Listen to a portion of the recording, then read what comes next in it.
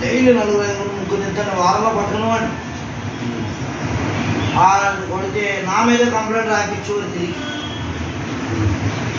ఎట్లా అన్నా కదా సుబ్బారావు సార్ అడగారు. నా మీద తిరిగి కంప్లైంట్ రాయించిన వాడు మమ్మల్ని కొట్టాడు సార్ నారాయణ. ఇక్కడ ఉన్న జనం